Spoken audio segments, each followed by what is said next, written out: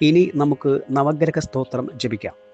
ആദ്യം ഗണപതി, തുടർന്ന് സൂര്യൻ, ചന്ദ്രൻ, ചൊവ്വ, ബുധൻ, വ്യാഴം, ശുക്രൻ, ശനി, രാഹു, കേതു തുടങ്ങി 9 ഗ്രഹങ്ങളെയാണ് നാം പ്രാർത്ഥിക്കുക. നമ്മൾ ജനിക്കുമ്പോൾ തന്നെ ജാതകത്തിൽ അല്ലെങ്കിൽ ഗ്രഹനിലയിൽ വിവിധ രാശികളിൽ നിൽക്കുന്ന ഗ്രഹങ്ങളുടെ സ്വാധീനം നമ്മളെ ബാധിക്കാറുണ്ട്. 3, 6, 8, 12 തുടങ്ങിയ ഭാവങ്ങളിൽ നിൽക്കുന്ന ഗ്രഹങ്ങൾ നമുക്ക് ദോഷഫലങ്ങളെ തരുന്നതാണ് എന്ന് ജ്യോതിഷം പറയുന്നു.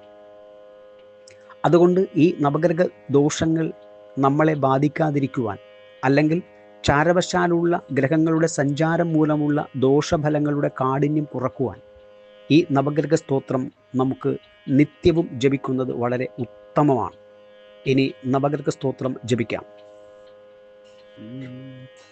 സിന്ദൂരാഭം ത്രിനേത്രം പൃഥുതരജഠരം ഹസ്തപത്മൈർദദാനം ദന്തം പാശാങ്കുശേശ്ചാനുരുകരവിലസത് ബീജപൂരാഭിരാമം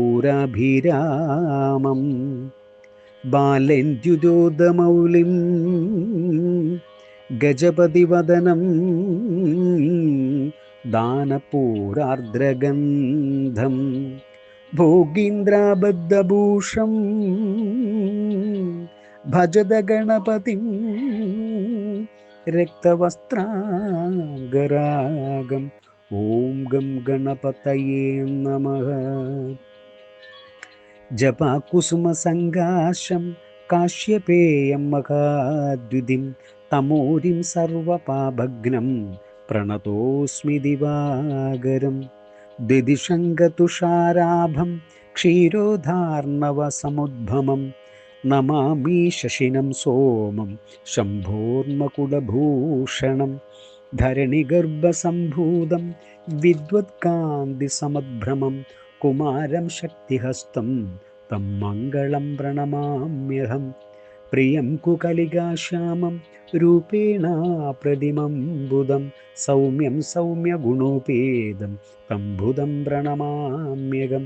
ദേവാനാം ച ഋഷീണാം ച ഗുരും കാഞ്ചനസന്നിഭം ബുദ്ധിഭൂതം ത്രിലോകേശം തം നമാമി ബൃഹസ്പതിം.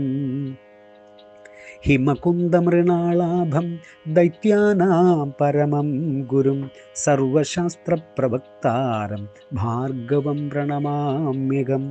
നീലാഞ്ജനസമാഭാസം രവിപുത്രം യമാഗ്രജം ഛായാമാർത്താണ്ഡസംഭൂതം തം നമാമി ശനൈശ്വരം.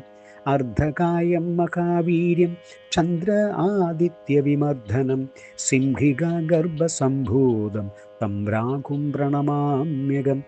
പലാശപുഷ്പസങ്കാശം താരകാഗ്രഹമസ്തകം രൗദ്രം രൗദ്രാത്മകം ഘോരം തം കേതും പ്രണമാമ്യഹം. നമ സൂര്യായ സോമായ മംഗളായ ബുധായ ച ഗുരു ശുക്ര ശനിഭേ ച രാഘുവേ കേതുവേ നമഃ. ഓം നവഗ്രഹേഭ്യോ നമഃ.